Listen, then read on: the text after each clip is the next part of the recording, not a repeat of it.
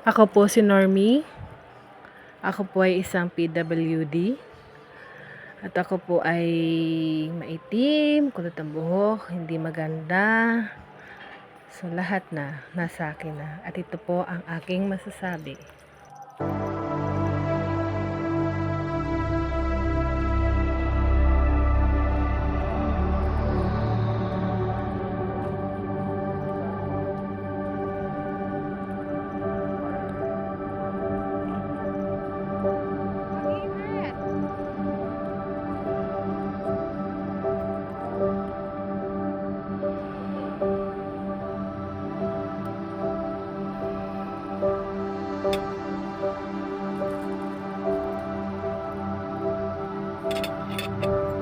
Dala-dala sa aking buhay. Let go, accept, move on from your mistake. Siyempre, dapat matuto tayo doon. Huwag natin hayaan na parang nagiging na lang siya, nagiging kasanayan.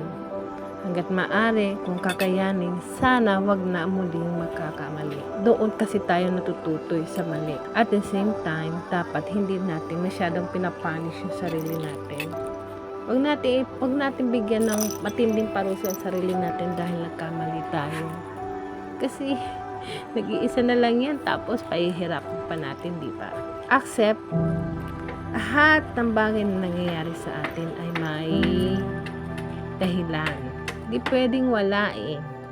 Di pwedeng parang nag-exist na lang siya yan o lumitaw na lang siya na wala man lang kadahilan. May dahilan yan. Kailangan lang natin tanggapin. Wala na tayong ibang choice.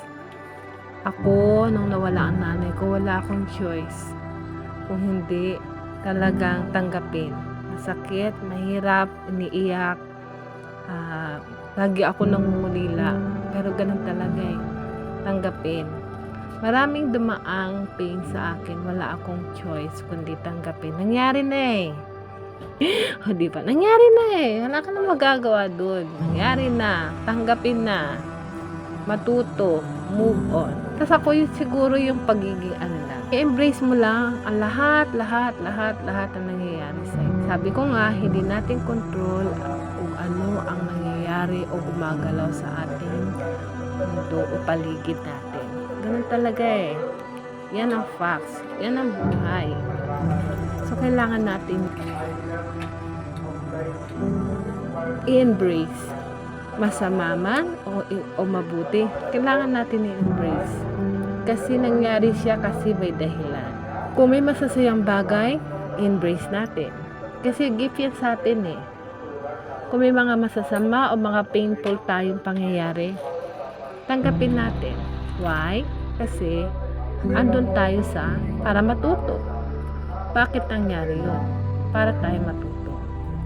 So yun yung yun yung dala-dala ko. Lagi ko siyang tangan-tangan sa aking pagkatao. Siguro yun lang. Kaya ako nakaka-survive ba? Malapit na naman ako madagdagan ng edad ko. Paano ko dinadala yung sarili ko?